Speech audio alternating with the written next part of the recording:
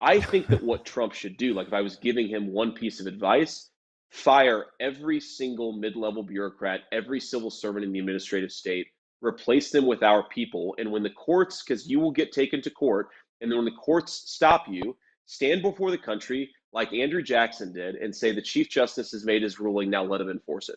Because this is, I think, a constitutional level crisis. So, what do you think about what you just heard from the Vice President of the United States right there?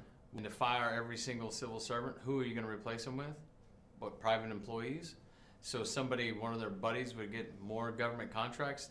The same people that say that they don't want federal workers, that's because they're not getting the federal workers money, and then they're going to scalp as much as they can for themselves and pay it to the lowest bidder.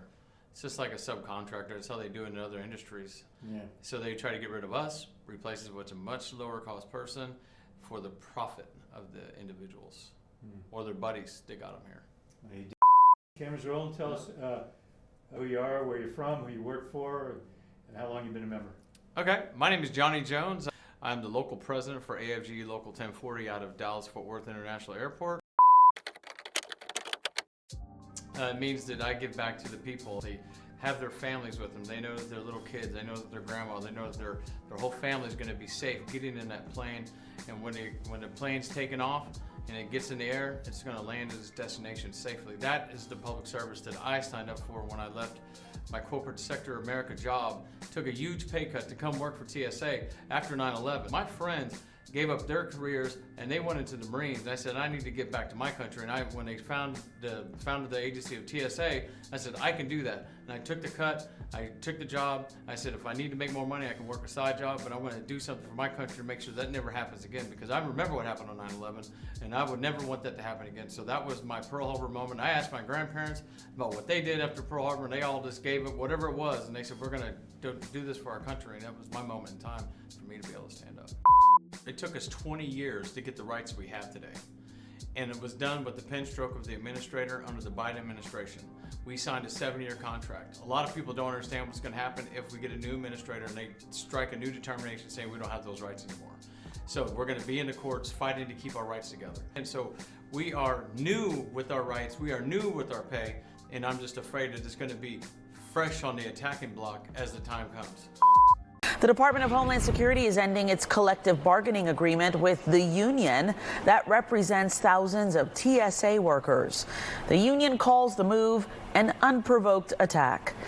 Well, maybe he's trying to privatize the whole entire government and make them all Doge employees. And there's only one reason why you'd want to do that. It's for your own personal gain. To remove federal employees and to move people to make them private employees is only for profit. It's not for the people. He is for profit in this nature. Contained in Project 2025, the Trump administration's unofficial playbook, is a two-step plan for the TSA.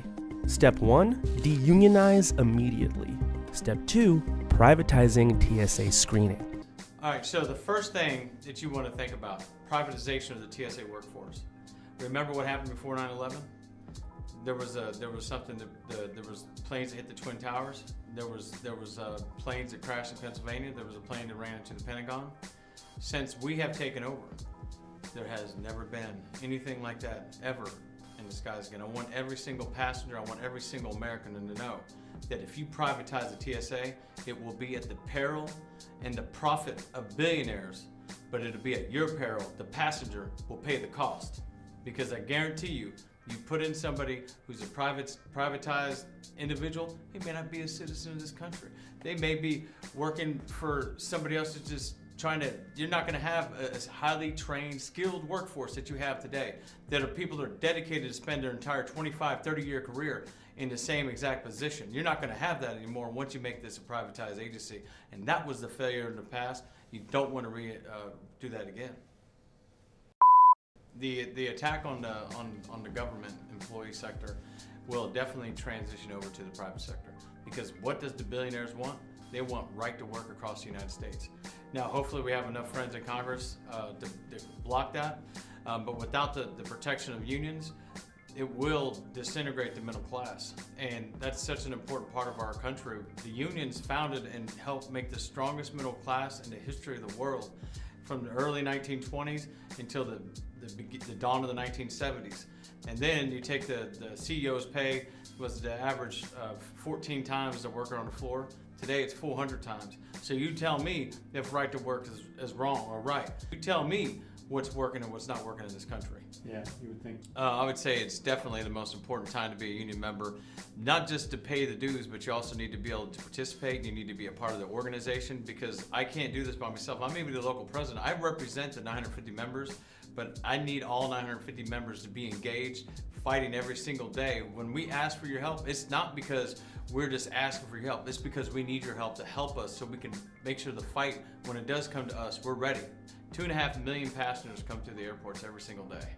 And believe you me, we are going to be making sure that every single one of those passengers know that when the time is coming for us, we're going to make sure they have the information, they're going to be knowledgeable. If we have to put QR codes outside the checkpoint, if we have to start rallying outside of the airports, we'll start doing that. But whatever it's going to take to inform the public, because the public is going to be our friend in this fight.